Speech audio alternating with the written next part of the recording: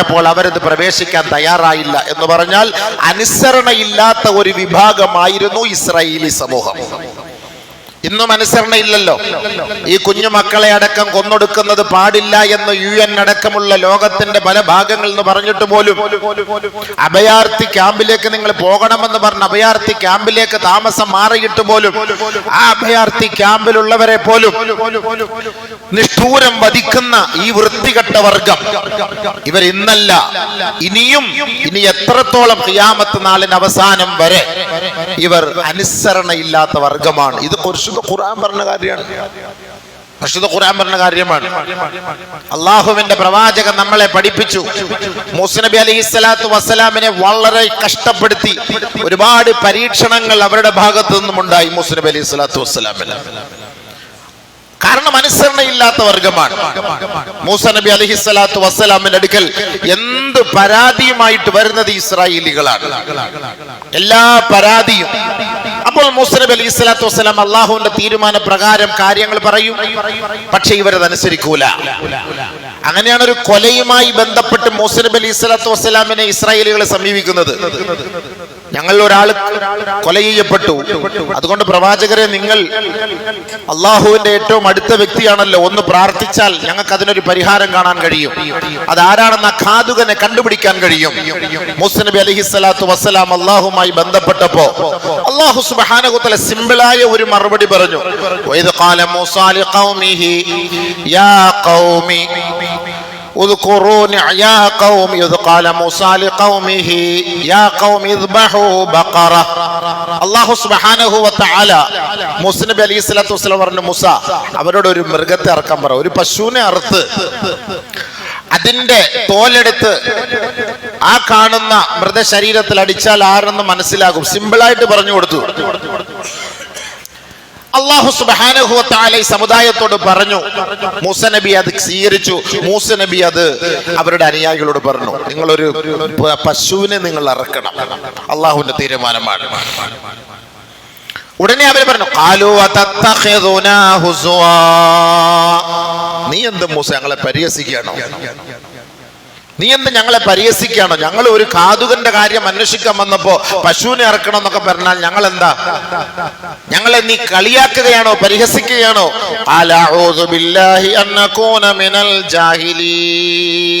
അല്ലാഹുവേ, കണ്ടോ മൂസ നബി അലൈഹിസ്സലാത്തു വസ്സലാം ഈ ഇസ്രായേലി വർഗത്തിന്റെ വിഷയം പറയുന്ന കൂട്ടത്തിൽ മുഴുവനും ആയത്തുകൾ പരിശോധിച്ചറിയാം, ഇവന്മാര് വിവരമില്ലാത്തവന്മാരാണ്, ഇവന്മാര് ജാഹിലീങ്ങളാണ്, വിവരം കെട്ടവന്മാരാണെന്ന മൂസ നബിയുടെ അനുയായികളെ കുറിച്ച് മൂസ നബി പറഞ്ഞത്. എന്നാൽ നബിയുനാ റസൂലുള്ളാഹി തങ്ങളുടെ അനുയായികളെ കുറിച്ച് പറഞ്ഞെന്താ?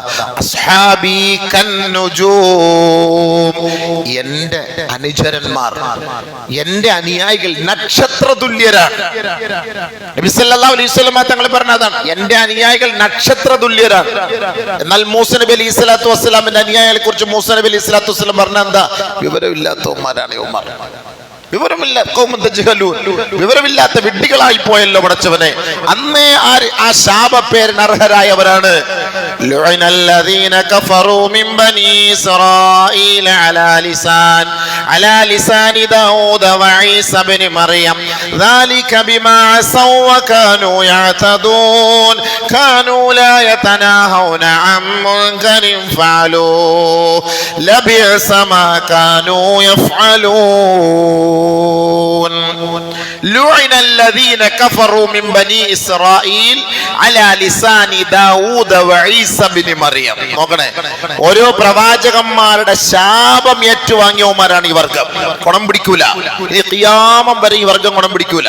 ഇവര് തിരിയാനും മനസ്സിലാക്കാനും ഈ അക്രമങ്ങളിൽ നിന്ന് പിന്തിരിയാനും ഇവർ പോകില്ല. കാരണം ശാപം ഏറ്റ വർഗമാണ്. ആരുടെ ശാപം? നമ്മളെ പോലെ സാധാരണക്കാരന്റെ ശാപമല്ല, പ്രവാചകന്മാരുടെ ശാപമേറ്റ വർഗമാണ് ഇസ്രായേലികൾ. ഈ ജൂതവർഗം പ്രവാചകന്മാരുടെ ശാപമേറ്റവരാണ്. ഈ പ്രവാചകന്മാരുടെ ശാപമേറ്റവർ എന്തെങ്കിലും രക്ഷപിടിച്ച ചരിത്രമുണ്ടോ? രക്ഷപിടിക്കുകയില്ല. ഖുർആൻ പറഞ്ഞ വാക്കാണ് ലൂഇന, അവർ ശപിക്കപ്പെട്ട വർഗമാണ്. കഫറൂ മിൻ ബനീ ഇസ്രായീല അലാ ലിസാനി ദാവൂദ വഈസ ഇബ്നു മറിയം. ദാവൂദ് നബിയുടെ നാവാലും ഈസ നബി അലൈഹിസ്സലാത്തു വസ്സലാമിന്റെ നാവാലും ഇനി ഓരോ പ്രവാചകന്മാരെ കുറിച്ച് അല്ല പറഞ്ഞില്ല എന്നേ ഉള്ളൂ. ചരിത്രം അങ്ങോട്ടും ഇങ്ങോട്ടൊക്കെ ഉള്ളിലേക്ക് പരതി നോക്കുമ്പോ ഓരോ പ്രവാചകന്മാരുടെ നാവിലൂടെയും ഇവർ ശപിക്കപ്പെട്ട വർഗമായി മാറി.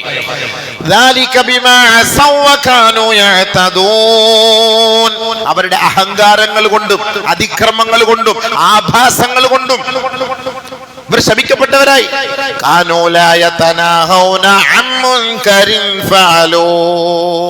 ഏതൊരു കാര്യം ചെയ്യരുത് എന്ന് പറഞ്ഞാൽ അത് ചെയ്യും ഇവർ. ഇതായിരുന്നു ഇവിടെ സ്വഭാവം. നമ്മൾ കാണുന്ന അങ്ങനല്ലേ? കുഞ്ഞുങ്ങളെ കൊല്ലരുത്, അഭയാർത്ഥി ക്യാമ്പിലേക്ക് നിങ്ങൾ ജനീവ കരാർ പ്രകാരം ഇത് തെറ്റാണ്, അങ്ങനെ ചെയ്യരുത് എന്ന് ലോകം മൊത്തം വിളിച്ചു പറഞ്ഞിട്ടും, ജൂതന്മാര് പറഞ്ഞിട്ടും, ഇന്ന് നിലനിൽക്കുന്ന ഇസ്രയേലിലുള്ളവർ പറഞ്ഞിട്ടും ഈ ജൂതവർഗം അത് കേൾക്കാൻ തയ്യാറല്ല. അതാണ് രസം.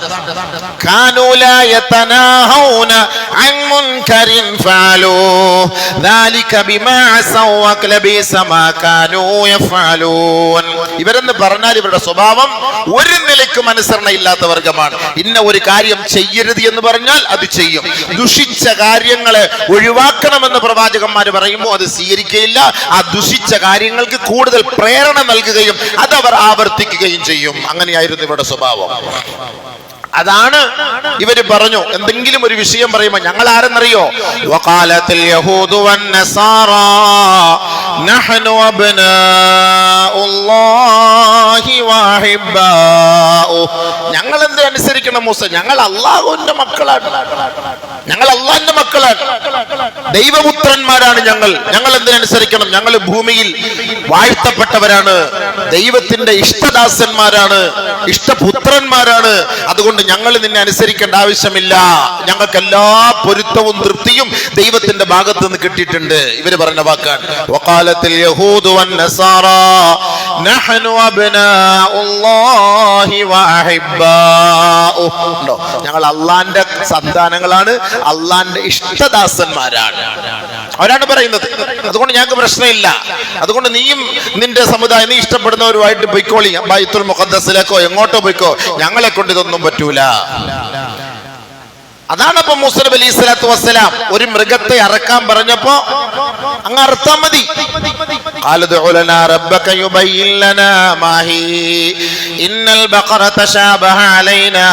അങ്ങനെ ഓരോന്ന് ചോദിച്ചു. എങ്ങനത്തെ പശു, അതിന്റെ കളർ എന്താ, അതിന്റെ കോല എന്താ, അതിന്റെ വയസ്സെത്ര, അതെങ്ങനെയായിരിക്കണം, എങ്ങനെ അറുക്കണം, ആവശ്യമില്ലാത്ത ചോദ്യങ്ങൾ. ബഹുമാനപ്പെട്ട മൂസ നബി അലൈഹി സ്വലാത്തു വസ്സലാം പറഞ്ഞു, അലഊദു ബില്ലാഹി അൻ നകൂന മിനൽ ജാഹിലീൻ. ഈ വിവരമില്ലാത്ത ജനതയിൽ നിന്ന് അല്ലാഹ് നിന്നോട് ഞാൻ കാവൽ ചോദിക്കുന്നു. അല്ലാഹ് ഒരു കാര്യം പറഞ്ഞ അനുസരിക്കലാണ്, അനുസരണ ഇല്ലാത്ത വർഗ്ഗമാണ്. അപ്പൊ ഇവരെ കുറിച്ച് അല്ലാഹ് എന്താ ഖുർആനിൽ പറഞ്ഞത്? ഈ അനുസരണ കട്ട വർഗത്തെ കുറിച്ച് ഖുർആൻ പറഞ്ഞ വാക്കെന്താ? ثم قست قلوبكم من بعد ذلك فهي كالحجارة أو أشد قسوة. അല്ലാഹ് പറഞ്ഞ വാക്ക കൽ ഹൃദയങ്ങളാണ് ഈ ജൂതവർഗം. കൽഹൃദയങ്ങളാണ് ഈ ജൂതവർഗം. കല്ലിനുമുണ്ട്, കല്ലും ചിലപ്പോ നമ്മളോട് കരുണ കാണിക്കും. അല്ലാഹു പറയാ വഇന്ന മിനൽ ഹിജാറതി ലമാ യതഫജ്ജറു മിൻഹുൽ നാർ വഇന്ന മിൻഹാ ലമാ യശഖഖു ഫയഖ്റുജു മിൻഹുൽ മാ വഇന്ന മിൻഹാ ലമാ യഹ്ബിതു മിൻ ഖശിയത്തില്ലാഹ് വമല്ലാഹു ബിഗാഫിലിൻ അമ്മാ തഅമലൂൻ. ചില കല്ലുകൾ പൊട്ടിപ്പിളർന്ന് അതിൽ നിന്ന് വെള്ളം അല്ലാഹു നമുക്ക് നൽകുന്നു. ചില കല്ലുകൾ കരയുകയാണ്. ചില കല്ലുകൾ മുകളിൽ നിന്ന്, പർവ്വത സാനുക്കളിൽ നിന്ന്, സമുച്ചയത്തിൽ നിന്ന് അല്ലാഹയെ ഭയപ്പെട്ട് താഴേക്ക് വീഴുകയാണ്. ചില കല്ലുകൾ പുഴകളായി നമുക്ക് സാന്ത്വനത്തിന്, നമുക്ക് സമാധാനത്തിന്റെ മന്ദമാരുതൻ വീശിത്തരുന്ന എത്രയോ നല്ല പുഴകളുണ്ട്. ഈ കല്ലുകൾ നമുക്ക് ദുനിയാവിൽ നമ്മളോട് ദയയും നമ്മളോട് ലാളിത്യവും കാണിക്കുമെങ്കിൽ ഇതുപോലും കാണിക്കാത്ത വർഗമാണ് ജൂതവർഗം എന്ന് അല്ലാഹു സുബ്ഹാനഹു വ തആല ഖുർആനിൽ പറഞ്ഞു. അവൻ ഏത് വർഗത്തെ അവൻ അനുസരിക്കാനാണ്? ആര് പറഞ്ഞാൽ അവൻ കേൾക്കാനാണ്? അവൻ കേൾക്കുകയില്ല. ഇത് ഖുർആന്റെ വാക്കാണ്. ഇത് അള്ളാഹുവായിട്ട് ആളുകളെ ഇറക്കി ഇവരെ മുരടോടുകൂടി പറിച്ചെറിയുകയാണ്. അതാണ് അള്ളാഹിന്റെ തർത്തീബ് അവസാനമായിട്ട്. ബഹുമാനമുള്ള സഹോദരങ്ങളെ, ഖുർആൻ പറഞ്ഞ വാക്കതാണ് അനുസരണയില്ലാത്ത വർഗം. ചെയ്യരുത് എന്ന് പറഞ്ഞാൽ ചെയ്യും. അത് തന്നെയാണ് അവരുടെ തർത്തീബ്. അതുകൊണ്ട് അല്ലാഹു സുബ്ഹാനഹു വ തആല ഈ പരിശുദ്ധമായ സ്ഥലത്ത് ഒരുപാട് അനുഗ്രഹങ്ങൾ ചെയ്തിട്ടുണ്ട്. അതിന്റെ ബർക്കത്ത് കൊണ്ടാണ് ഇന്നും നിലനിന്ന് പോകുന്നത്. ഇത്രയും പ്രശ്നങ്ങൾ ഉണ്ടെങ്കിലും അല്ലാഹു ഈ പ്രവാചകന്മാര് കടന്നു വന്ന പ്രവാചകന്മാരുടെ പാദസ്പർശം ഏറ്റതിന്റെ ബർക്കത്ത് കൊണ്ട് പല അനുഗ്രഹങ്ങളും ആ നാട്ടിൽ അല്ലാഹു വെച്ചിട്ടുണ്ട്. ആ അനുഗ്രഹങ്ങളുടെ പേരിലാണ് അല്ലാഹു സുബ്ഹാനഹു വ തആല ഇപ്പോഴും ഈ സമുദായത്തിന് പിടിച്ചു നിൽക്കാനുള്ള ഒരു ഹെൽപ്പ് അവിടെ നൽകുന്നത്. ആ ഒരു സ്ഥലത്തിന് മറ്റൊരു പേര് ഉണ്ട്, വാദി നംല് എന്ന് പറയുന്ന ഒരു പേരുണ്ട്. വാദി നംല് ഫലസ്തീനിന്റെ മറ്റൊരു പേരാണ് ആ നാട്ടില്. അതായത് ബഹുമാനപ്പെട്ട സുലൈമാൻ നബി അലൈഹിസ്സലാത്തു വസ്സലാം നടന്നു പോകുമ്പോ എറുമ്പിൻ കൂട്ടം സംസാരിച്ച ഒരു സ്ഥലമുണ്ട്. അതാണ് വാദി നംല് എന്ന് പറയുക. ആ സംസാരം കേൾക്കാനുള്ള ഭാഗ്യം ഇബ്രാഹിം നബി അലൈഹി സ്വലാത്തു വസ്സലാമിനുണ്ട്. സുലൈമാൻ നബി അലൈഹി സ്വലാത്തു വസ്സലാം സുലൈമാൻ നബി അലൈഹിസ്സലാത്തു വസ്സലാമിന് അള്ളാഹു പല കഴിവുകൾ നൽകി. അതിൽ ഒരു കഴിവാണ് പക്ഷി പറവാദികളുടെ സംസാര ഭാഷകൾ മനസ്സിലാക്കാൻ, എറുമ്പിൻ കൂട്ടത്തിന്റെ സംസാര ഭാഷകൾ മനസ്സിലാക്കാൻ, അതേപോലെ കാറ്റുകളെ നിയന്ത്രിക്കാൻ. ഇതിനുള്ള ഭാഗ്യം അല്ലാഹു സുബ്ഹാനഹു വ തആല സുലൈമാൻ നബി അലൈഹി സ്വലാത്തു വസ്സലാമിന് നൽകി. ഹത്താ ഇദാ അതൗ അലാ വാദിൻ നംല് ഖാലത് നംലതു യാ അയ്യുഹൻ നംലു ദുഖുലൂ മസാകിനകും ലാ യഹ്തിമന്നകും സുലൈമാൻ വജുനൂദുഹു وهم لا يشعرون فتبسم ضاحكا من قولها وقال رب أوزعني أن أشكر نعمتك التي أنعمت علي وعلى والدي وأن أعمل صالحا ترضاه وأدخلني برحمتك في عبادك الصالحين. ബഹുമാനപ്പെട്ട സുലൈമാൻ നബി അലൈഹി സ്വലാത്തു വസ്സലാം നടന്നു പോകുമ്പോ ആ പലസ്തീനിന്റെ മണ്ണിൽ വാദി അൻ-നംല് എന്ന് പറയുന്ന സ്ഥലമെത്തി.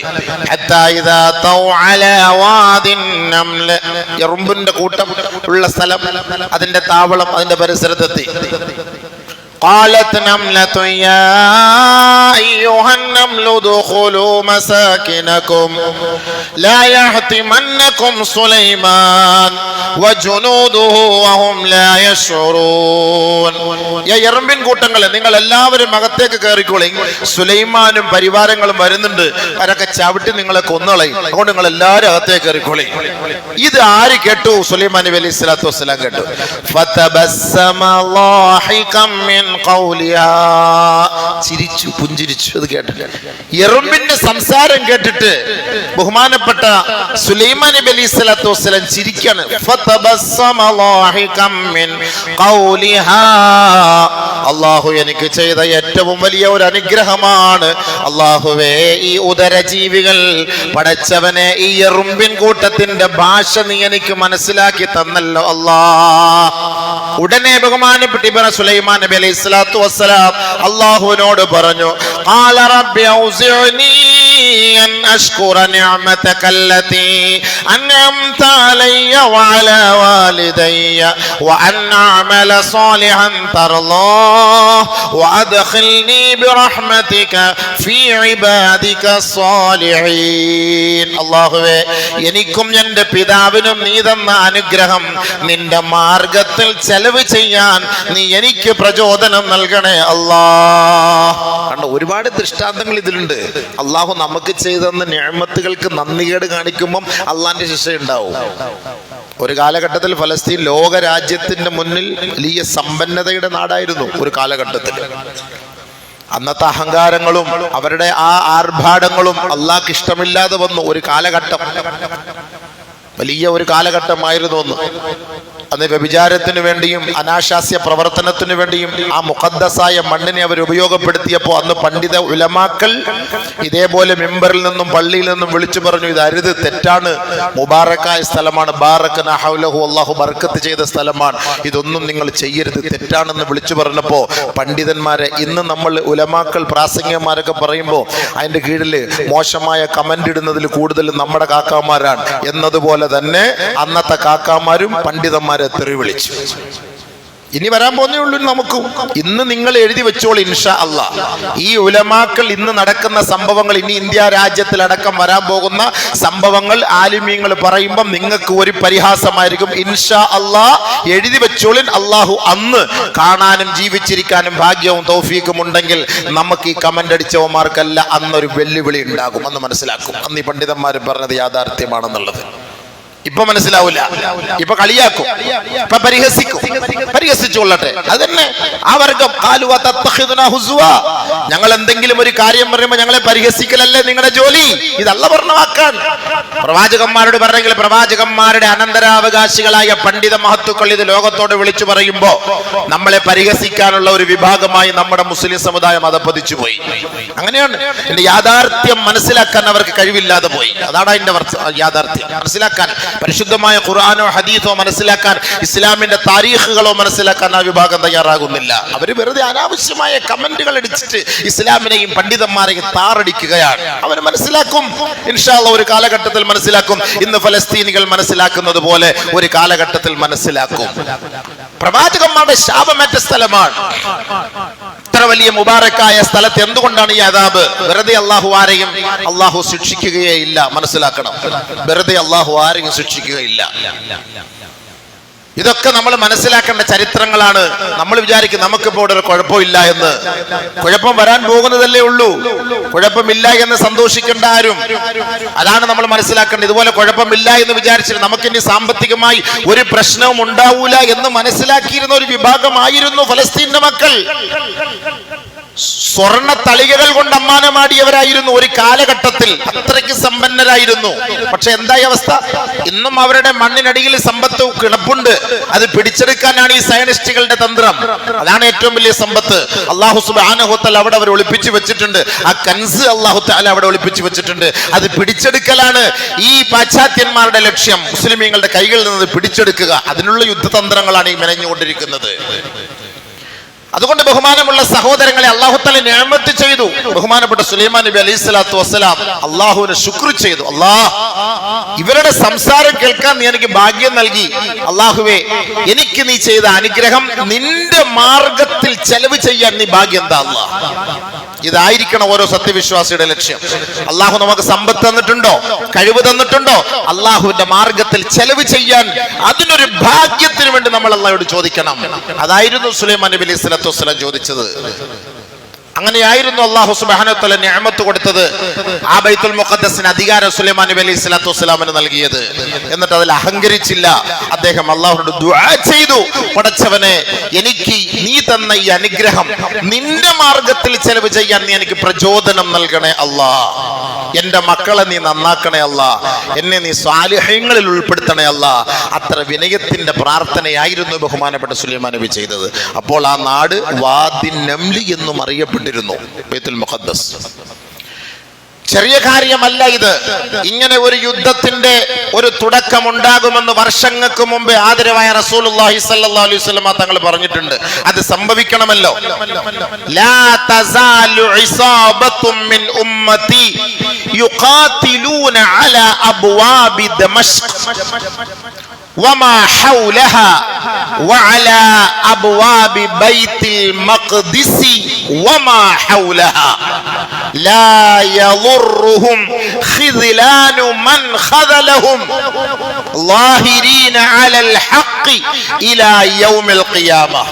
നബിയുനാ റസൂലുള്ളാഹി സ്വല്ലല്ലാഹു അലൈഹി വസല്ലം തങ്ങൾ പറഞ്ഞു, എൻ്റെ ഉമ്മത്തിൽ നിന്നൊരു വിഭാഗം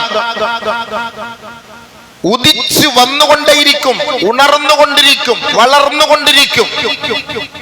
എന്റെ ഉമ്മത്തിന്റെ ഒരു വിഭാഗം ഡമാസ്കസിന്റെ ഓരോ മേഖലകളിൽ അവർ യുദ്ധം ചെയ്തുകൊണ്ടിരിക്കും.